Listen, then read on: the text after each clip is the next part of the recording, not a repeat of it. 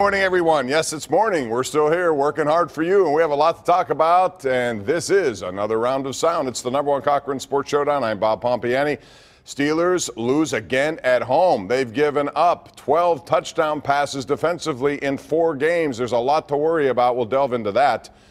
But we have also a lot of hockey to get into as Penguins are about to begin their season. But the #1 topic will be Steelers lost to the Baltimore Ravens tonight. And here's your panel tonight. Joining us live in studio at this hour, it's Paul Zeise of the Pittsburgh Post-Gazette and the Paul Zeise radio program featuring many of your favorite 80s music. In the middle, it's Josh Yohe from The Athletic, the beat writer for the Pittsburgh Penguins, and Jason Mackey, Pittsburgh Post-Gazette beat writer for the Penguins as well. So hockey is happening this week. But what's happening right now are a lot of people wondering about the Steelers season. Many people believe this would be a Super Bowl season. Le'Veon Bell, that distraction continues. And now there seems to be issues with the offense as well as the defense. So let's begin, Paul Zeise, with you.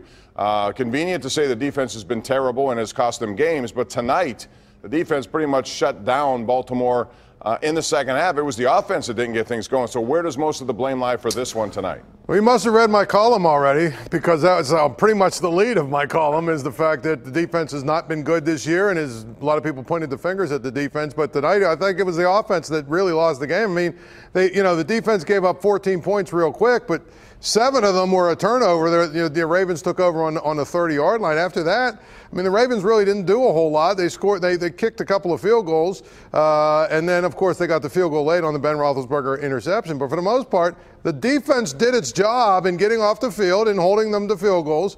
The offense was bad. I thought Ben Roethlisberger was bad. I thought him and Antonio Brown were not on the same page a lot. I think we can probably put to rest the whole narrative that James Conner is going to fill the shoes of Le'Veon Bell adequately, because he's not close to the same player that Bell is. So, they've got some issues. But tonight's game, if you ask me, it was on the offense. And to sort of build off of that, Paul, I agree with you.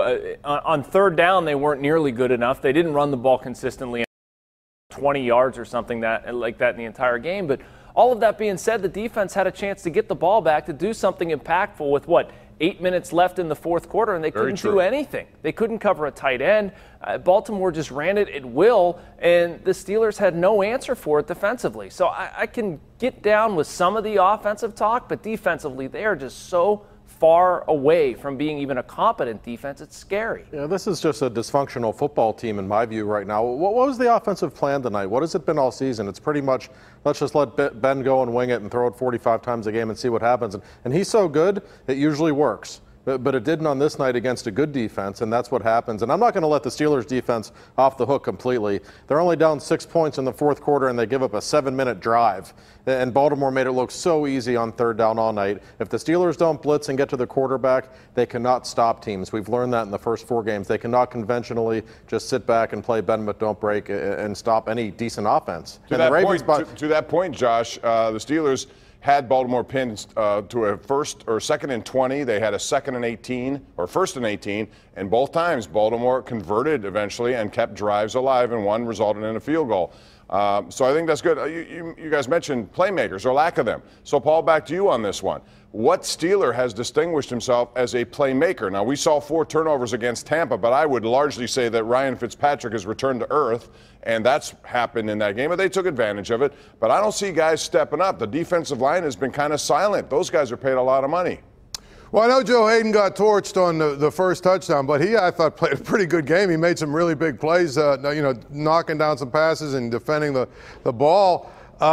Frankly, Tuitt, Hayward, Hargrave, I mean, I think the 3 of them combined made 1 play. Bud Dupree had a sack and had to do his little dance so everyone in the stadium saw him. But other than that, he did nothing.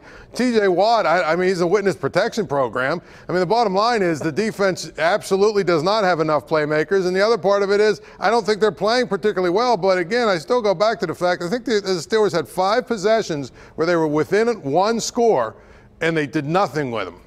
Paul, that's because you're looking at the wrong thing with Bud Dupree. If you chart a stat for every time he's about 3 yards away from the person with the ball but posing absolutely no threat, I think he had like 47 of those today. He's an expert at that.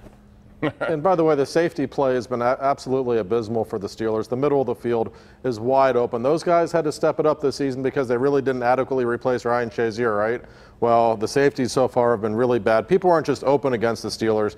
They're 5 yards open. It's been 4 weeks now. It's a very disturbing trend. Yeah, the one thing I would say, too, about the defense, it's not as if they haven't invested in this defense. Right. I mean, they've got, I think I counted tonight, if Edmonds started, I can't remember if he started, but if he started, you've got 7 guys out of 11 that started who were first or second round picks.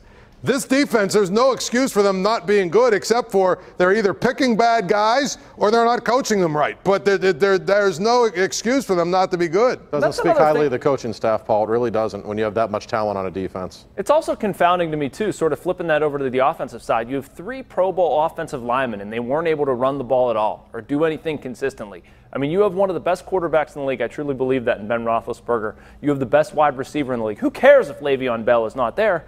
How are you not able to get anything going? Well, we have a lot more to get into, and when we come back, I'm going to keep it on this topic real quick and talk about slow starts.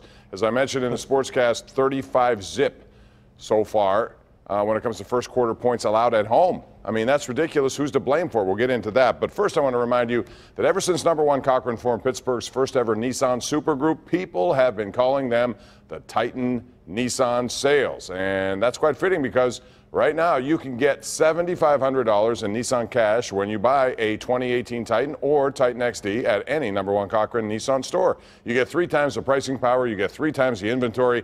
3 convenient locations, too. You got Monroeville, West Hills, South Hills, or you can visit online, CochranPittsburghNissan.com. More Steeler talk and some Penguin talk all coming up next. The #1 Cochran Sports Showdown is brought to you by #1 Cochran, Go One Better, and by Highmark Blue Cross Blue Shield. Have a greater hand in your health.